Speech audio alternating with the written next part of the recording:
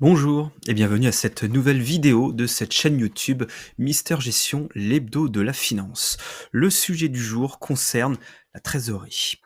Imaginez, vous voulez travailler avec un nouveau client ou un nouveau fournisseur et vous vous demandez s'il est solvable. Vous voulez quelqu'un de robuste, surtout si c'est un client qui soit en mesure de vous payer.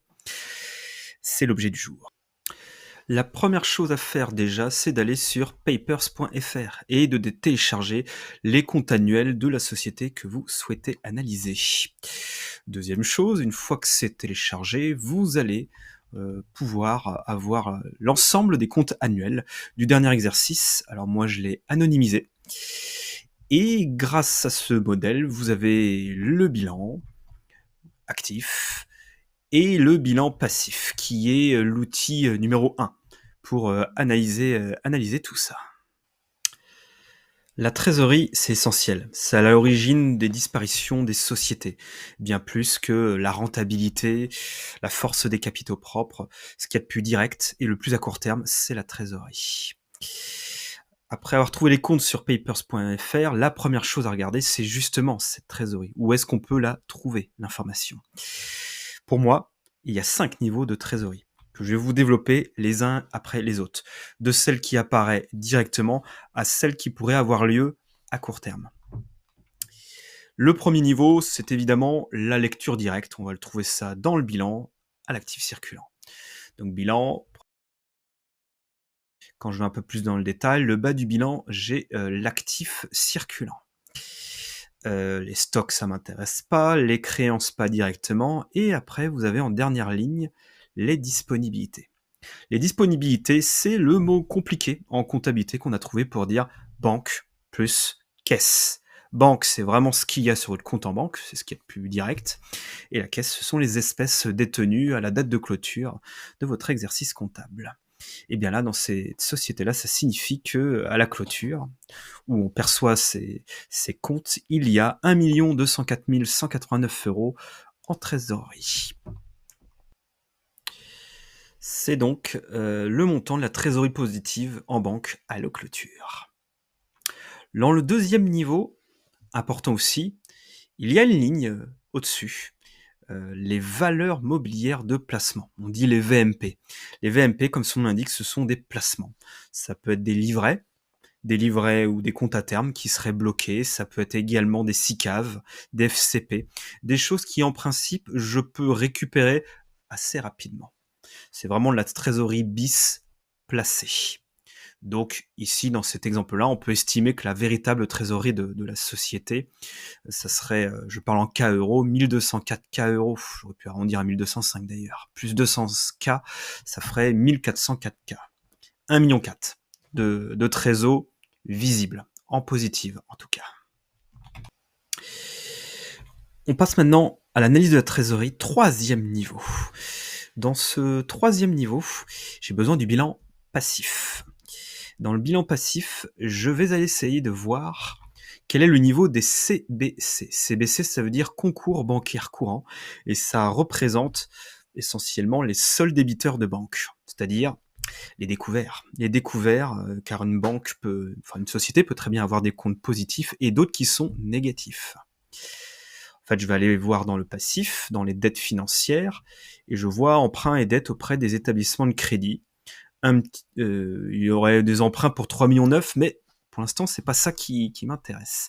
Ce qui m'intéresse, c'est le petit 2. Et dans le petit 2, il y a marqué don concours bancaire courant et solde créditeur de banque. Ce qui signifie qu'ici, on a solde créditeur au sens bancaire, donc solde débiteur de banque au sens des banques. C'est toujours la même histoire, le décalage. Là, ça veut dire que j'ai 1156 € de découvert sur un autre compte bancaire. Donc effectivement, ici, c'est pas très impactant. L'année d'avant, il y avait 17 545 €. Ce qui signifie ici que j'avais tout à l'heure trésorerie troisième niveau, du coup, j'ai mon 1,2 million qui représente mes disponibilités, mes 200 000 de VMP, valeur mobilière de placement, et je dois enlever environ 1 000 €, un peu plus, de concours bancaire courant. Donc ça me fait une trésorerie à 1403 K, 1,4 million. Jusqu'ici, c'est assez visuel et assez rapide à calculer. On va monter d'un cran en termes de difficulté. Le 4e niveau, c'est ce que je vais appeler la trésorerie zéro délai. Ou plutôt, quelle serait ma trésor à 1 ou 2 mois, suivant les délais de paiement constatés chez vous habituellement.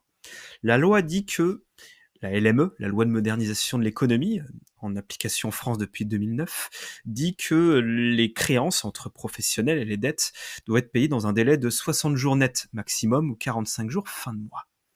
Imaginons maintenant que vous devez payer tout de suite. On peut également se poser la question, dans 2 mois, ce sera quoi cette trésorerie-là? Car le 1,2 million, 1,4 million ou 1,4 million, suivant le niveau de trésor qu'on a, c'est tout de suite, ou plutôt à la date de clôture. Mais qu'en sera-t-il dans 2 mois?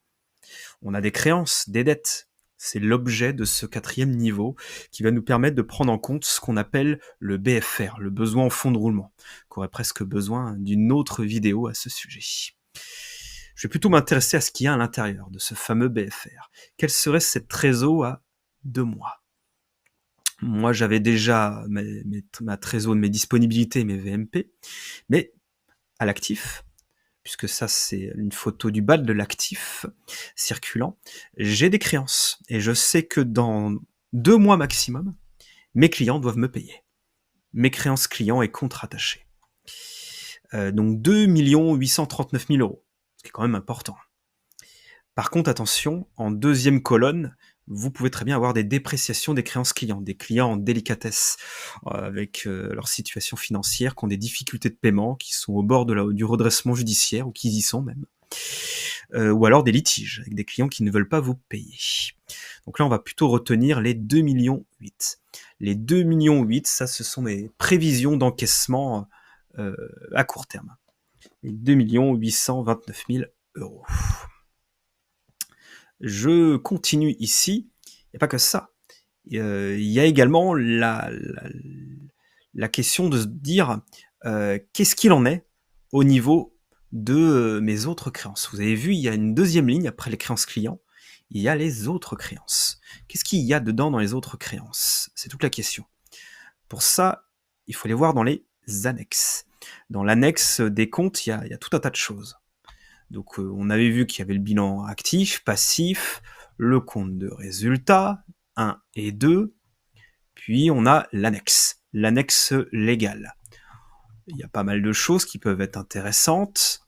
Je passe ici assez rapidement les règles et méthodes, des choses sur les IMO, les amortissements, les provisions, et on a les créances et les dettes. Et c'est là où je vais pouvoir avoir, moi, un peu plus de détails.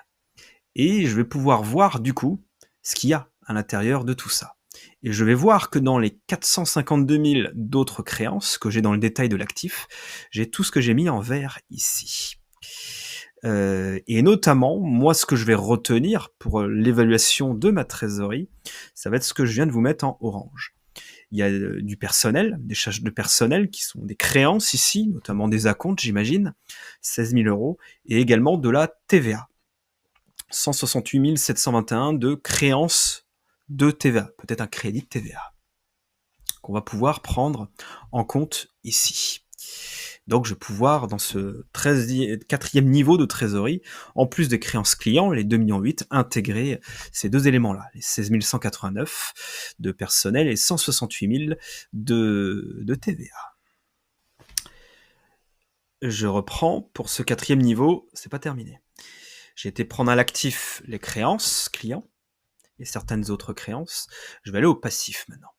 Et au passif, pareil, autant il y a des choses que je vais bientôt encaisser, enfin mon client, mon fournisseur va bientôt encaisser, la personne que je veux analyser en tout cas.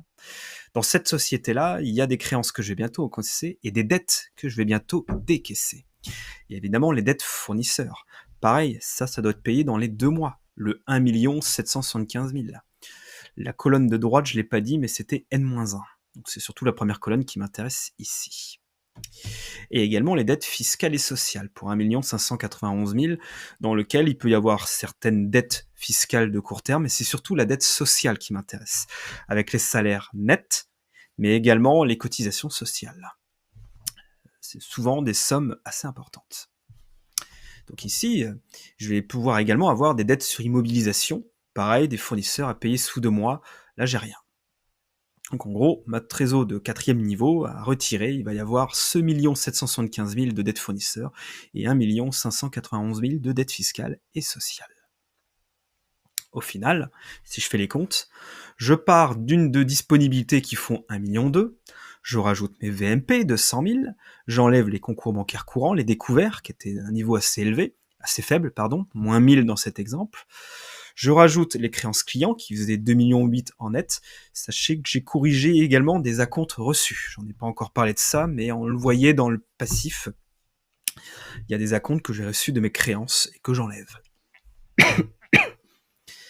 J'ai également des autres créances d'exploitation. On avait vu qu'on avait pris celles liées au personnel, liées à la TVA. J'enlève des dettes fournisseurs que j'ai vues tout à l'heure. Pareil, je les corrige des acomptes versés, que l'on voit à l'actif du bilan. Moins 1 775 000. J'enlève les dettes fiscales et sociales que je viens de vous évoquer. Et à la fin, quand je fais toute cette opération-là, j'obtiens en trésor ajusté de 4e niveau, la trésor 0 délai, 1 48 000. Ça serait la trésor 1 48 000 que j'aurais, à mon sens, si toutes les dettes et créances court terme devaient être payées tout de suite. Ça peut être également ma trésorerie prévisionnelle à environ 2 mois. 2 mois parce que c'est le délai moyen de paiement au maximum suivant la LME. Donc là, il y a un petit correctif de 2 mois. C'est pas parfait, ça ne permet pas non plus d'intégrer les ventes que je vais encaisser tout de suite, si tant est que j'en ai tout de suite. Mais ça me donne une information importante.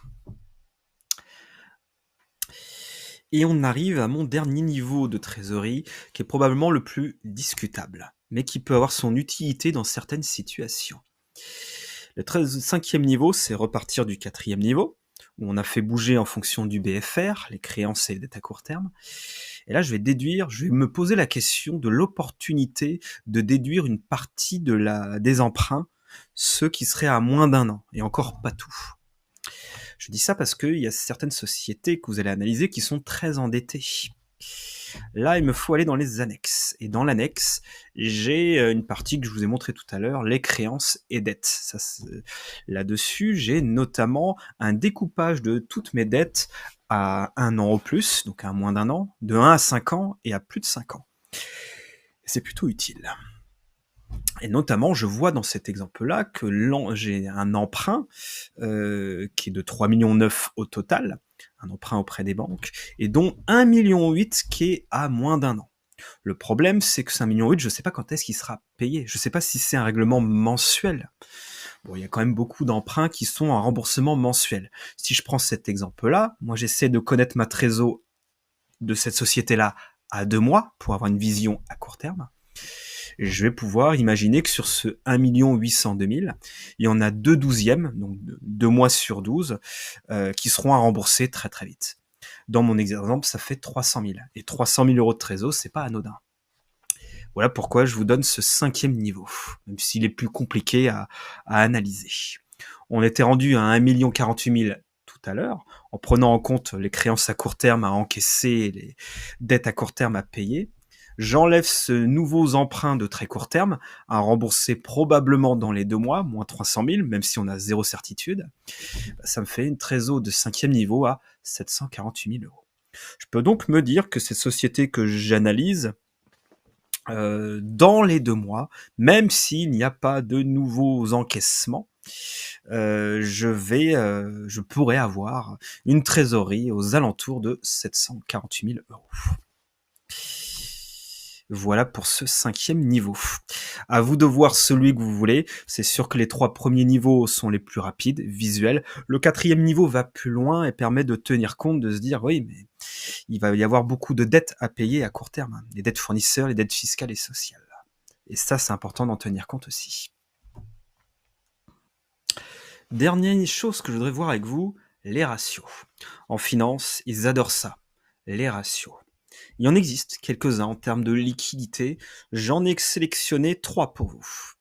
Le premier, c'est celui de le ratio de liquidité immédiate, qui fait la division entre les disponibilités Alors moi j'ai rajouté les VMP, mais ça peut être contesté. Les VMP, les valeurs mobilières de placement, facilement remboursables, facilement récupérables, liquides comme on dit. Et on y divise les dettes à court terme, ce que je vais avoir à payer à très court terme, les fournisseurs, les dettes fiscales et sociales. Là j'ai pris mon 1,4 million de ma trésor plus mes VMP, j'ai divisé par mes dettes fournisseurs, 1 775 000, et mes dettes fiscales et sociales, 1 591 000, ça me donne 0,42 dans cet exemple. Le niveau acceptable, c'est généralement de 0,2, donc on est bien. Le niveau confortable, c'est 0,5, donc vous voyez, on n'en est pas loin. Deuxième ratio, le ratio de liquidité réduite. J'ai oublié le mot liquidité ici. Le ratio de liquidité réduite, c'est les actifs circulants, hors stock. Donc actifs circulants, il va y avoir les disponibilités, les VMP, les créances clients, mais je ne prends pas les stocks qui, eux, ne sont pas vraiment liquides. Et je divise ça par les mêmes dettes à court terme qu'on a vues au-dessus. Donc j'ai pour 4,7 millions d'actifs circulants hors stock, que j'ai repris directement dans le bilan, j'ai juste pas pris les stocks, et j'ai divisé par la même chose que tout à l'heure. Et là, j'obtiens un ratio de 1,4. Généralement, on va considérer qu'un niveau acceptable, c'est 0,8, et un niveau confortable, c'est 1,5. Là, on est à un niveau acceptable et pas loin du niveau confortable. C'est plutôt rassurant.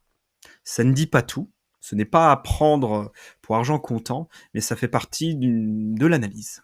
C'est plutôt rassurant ici. Autre ratio que j'aime bien calculer, le ratio trésorerie, donc disponibilité plus VMP, divisé par le total de bilan. Quel est le poids de ma trésorerie dans mon total de mon patrimoine? Ma trésorerie avec les VMP, les valeurs mobilières de placement, ça me fait 1 404 000, divisé par un total de bilan net qui ferait 10 828 000, j'obtiens dans mon exemple 13%. Est-ce que c'est bien 13%? 13% de mon patrimoine, de mon total de mon patrimoine, c'est de la trésorerie. C'est plutôt pas mal. Alors, je fais mes petites recherches et j'ai trouvé ces statistiques-là qui me disent en gros quel est le bon ratio suivant le type de secteur. Car la saisonnalité compte, les investissements, il y a des sociétés où il y a beaucoup d'investissements nécessaires, ça compte aussi. Bref, généralement, on va considérer que quel que soit le secteur, 10% c'est top. 10% on est tranquille, c'est confortable. Donc là on les a largement avec 13%. Il s'avérait qu'il s'agissait d'une entreprise dans la logistique. On dit que 5 à 10% c'est pas mal, donc 13% on est plutôt très bien. Cet exercice, il n'est pas parfait et j'en suis conscient. Ce n'est qu'une analyse. On essaie de se rassurer avant de travailler avec ce client-là ou ce fournisseur-là en fonction des données que j'ai. Mais il y a des limites. Les limites, déjà, ce sont les délais de parution sur papers.fr, qui ne viennent pas de Papers, qui viennent de la loi.